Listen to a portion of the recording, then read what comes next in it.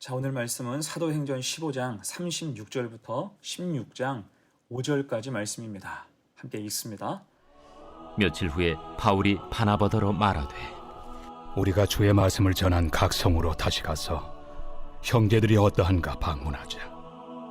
마가라 하는 요한도 데리고 가자. 바울은 밤빌리아에서 자기들을 떠나 함께 일하러 가지 아니한 자를 데리고 가는 것이 옳지 않다 하여 서로 심히 다투어 피차 갈라서니 바나바는 마가를 데리고 배 타고 구브로로 가고 바울은 실라를 택한 후에 형제들에게 주의 은혜에 부탁함을 받고 떠나 수리아와 길리기아로 다니며 교회들을 견고하게 하니라.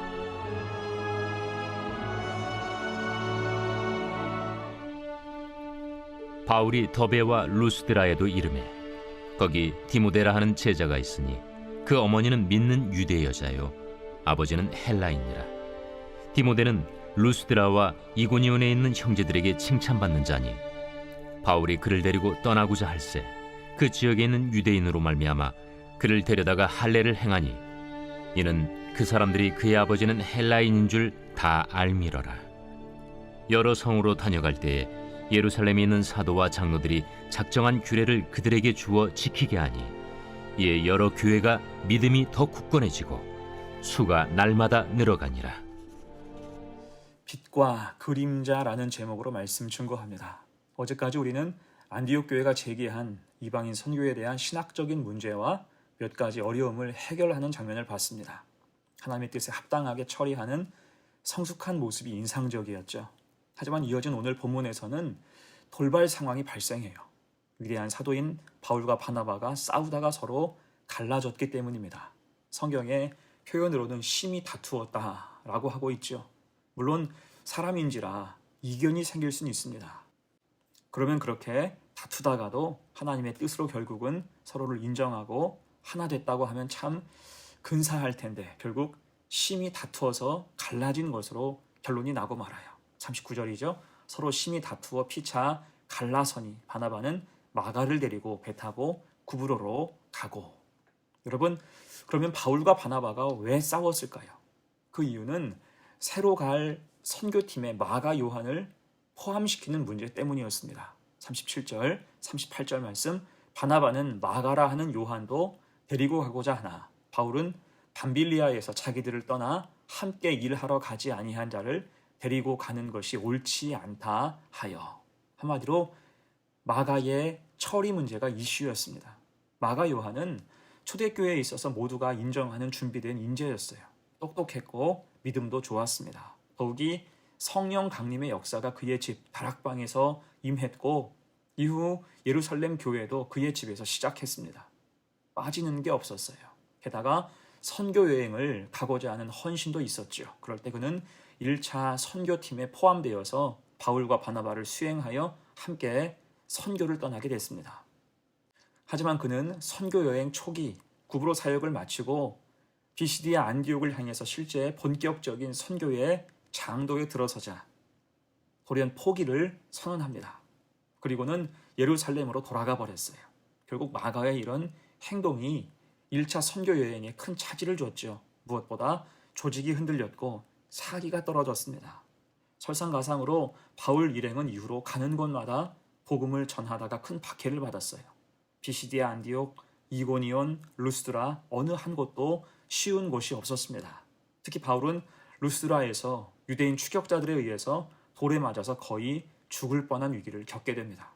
이런 사정들로 바울은 무책임하게 돌아간 마가에 대한 노여움이 생겼고 이후에 모든 사역에서 그를 배제하기로 결정한 것입니다. 하지만 바나바의 생각은 또 달랐어요. 바나바는 마가 요한에게 한 번 더 기회를 주고자 했습니다. 본래 바나바는 성품이 착한 사람으로 한 번의 잘못으로 인해서 무조건 배제하는 것은 그의 성향과 맞지 않았습니다. 특히 마가 요한은 바나바의 생질이었죠. 그래서 연소하고 부족한 까닭에 실수한 마가를 따뜻하게 감싸주고 다시 선교에 동참하게 함으로 만회할 기회를 주고 다시 그의 믿음을 굳건하게 세우기 원했습니다. 자, 그러나 바울은 이를 거절했고 이번에는 안 된다고 못 박은 것입니다. 그 생각의 차이가 좀처럼 좁혀지지 않은 거예요. 결국 합의점을 찾지 못하고 두 사도는 각자 팀을 따로 꾸려서 갈라져 버렸어요. 바나바는 마가를 데리고 배 타고 구브로에 갔고 바울은 새로운 선교팀을 꾸리고 신라와 함께 계획대로 출발했습니다. 헤어짐이 참 안타까운 부분이죠. 그렇다면 여러분, 이 일 앞에서 만약 누가 양보해야 했다면 누가 양보해야 옳았을까요? 정답은 없죠. 둘 다 일리가 있습니다. 사람에 따라서 생각이 이렇게 엇갈릴 수 있는 거예요.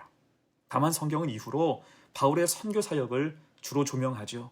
16장 1절 이하도 그렇습니다. 바울의 영적인 아들이라고 불리는 디모데가 처음 등장해요.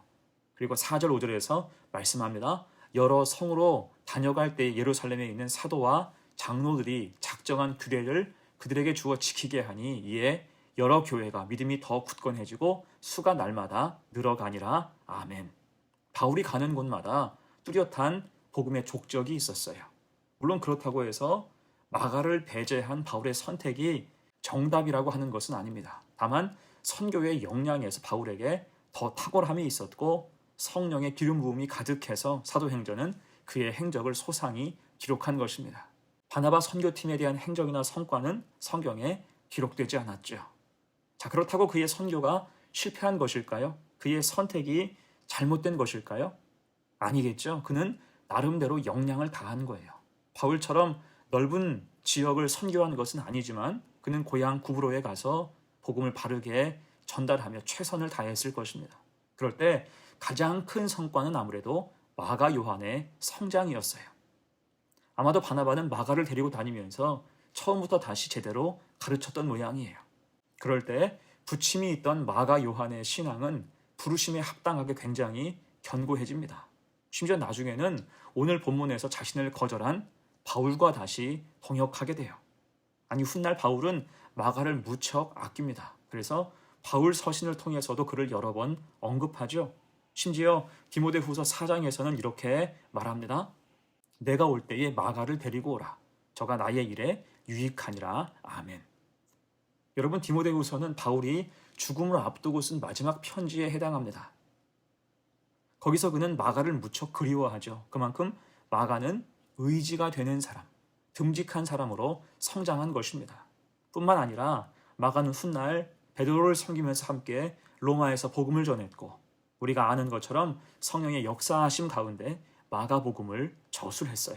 그러니까 그렇게 오늘 본문에서 바울과 바나바는 사소한 의견 차이로 헤어졌지만 다들 각자의 자리에서 최선을 다할 때 다들 믿음의 귀한 진보를 이뤄간 것입니다. 인품은 깊어지고 사랑은 넓어지고 믿음은 풍성하게 된 거예요.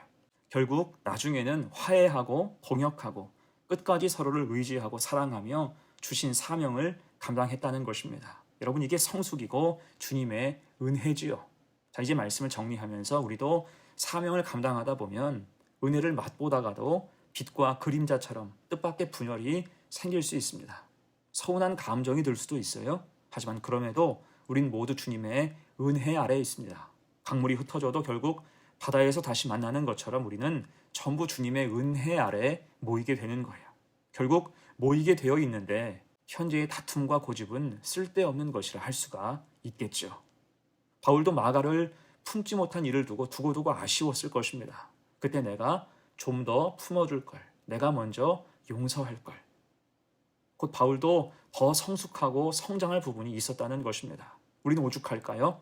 그래서 우리도 주님의 사랑과 인격으로 혈긴 다 내려놓고 대신 품어주고 용납하고 축복할 때 주님 은혜 아래에서 하나 되는 귀한 교회와 성도가 되시기를 간절히 축원합니다. 아멘. 함께 기도합니다.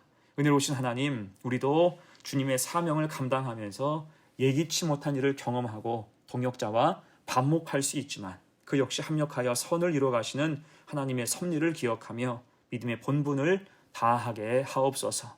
바라옵기는 성숙한 인품과 믿음 주셔서 품어주고 용납하고 세워주고 축복하며 하나됨을 이루어가는 복된 삶을 살게 하옵소서. 감사드리며 예수님의 이름으로 기도하옵나이다. 아멘.